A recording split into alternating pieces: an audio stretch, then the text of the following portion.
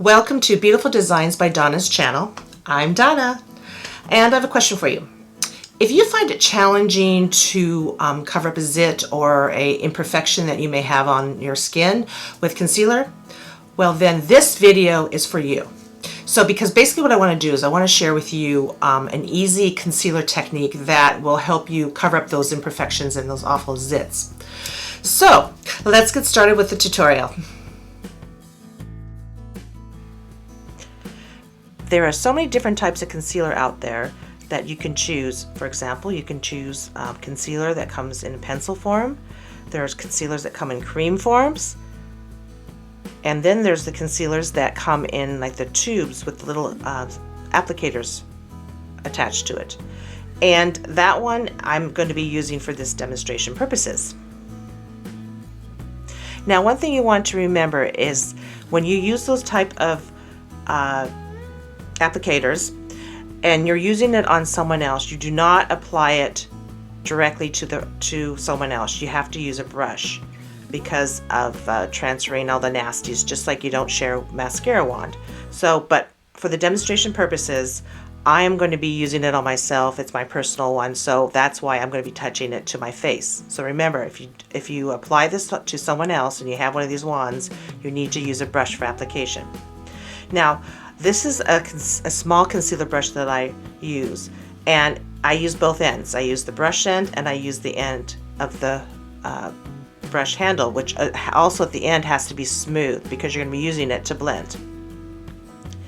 Now, actually today was a really good day. I didn't really have many imperfections or even zits. I have a few zits healing. And you know what's really sucky is when you get older, they don't tell you still get zits and you get wrinkles, so it really sucks. Right now, like I said, I'm just placing it on, finding some of the stuff that I need to cover. And what I like to do is I like to cover it all at once and then go back and blend. And the reason is that once it's sitting on my skin, it's actually kind of sinking in a little bit, so that actually I get more of a more coverage that way. So basically what you want to do is you want to tap it. You don't want to rub, because when you rub, you remove too much of the product. And so now what I'm doing is I'm taking the end and I'm just blending the outside edge of the concealer, not the center where actually the zit is or the imperfection. And so you just kind of brush it out. Now, when you do that, you do pick up product and it starts building. So what I do is I have a Kleenex and I just kind of wipe it off and I go back to my blending. Sometimes you may have too much makeup on, you want to remove it, so then you can go back and use the brush, but very gently, because if you use too much pressure, you take too much makeup off. Also, if you did use your finger, because you're probably wondering, why can't I use my finger? Well, when you use your finger, you have a tendency to take too much makeup off and you spread it, because your finger is actually bigger than that detail brush, because you just want to work it into the area. Now right here I had several zits, so that's a bigger area, and now I'm just trying to work it out. And that's also an area where I have larger pores, so that means I have to kind of work it into the pores, because if I don't blend it, you're going to really see those pores and it looks like I have a crater.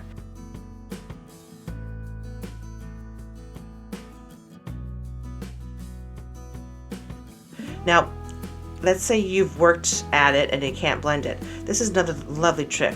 This is one of those, not the Beauty Blender, this is another company that has the same design. So what you can do is you can kind of stipple or lightly dab the area of wherever you want to try to turn it down, the color, and it will help blend in. So you can see I had too much. I'm just taking that little sponge there, tap, tap, tap. I had a little bit of redness around the corner of my eye, so I just covered there. See how simple it is? It's just very simple. You want to remember, don't take the center part, the highest part of the zit or the imperfection, because that's where you want all the makeup. You want the edges to kind of melt into your skin or the foundation that matches your skin. Also, speaking of foundation, the color of your concealer should match, pretty much be perfect to the same color as your foundation. Now right there, you're probably wondering what's happening there. I have a little zip there, but because it's very malleable, when I put pressure, it kind of collapses, and I needed to work the makeup into the pores, so I used my tongue as support for the sponge.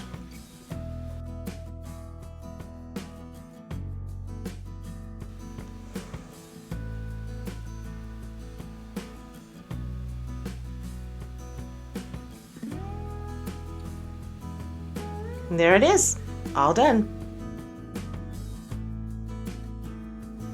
I hope you found this tutorial informative and you give me a thumbs up. And if you have any questions or comments about what you watched, feel free to leave them in the comment box. I'd be happy to answer them. And if you want a little one-on-one interaction, guess what, you can. I'm now offering virtual makeup lessons in the comfort of your own home. I'll be offering several different classes for which to choose. They will be fun, and each class will be designed for you. No two classes are the same because no two people are. So I will leave that information about the classes in the description box. One more thing. Please subscribe, because I don't want you to miss out any videos like this one. I'm going to be covering all sorts of different subjects that interest me, and I hope they interest you. Like, of course, makeup, skincare, bead weaving, and DIY projects for the home and garden. Again, thank you so much for watching. Until next time, bye.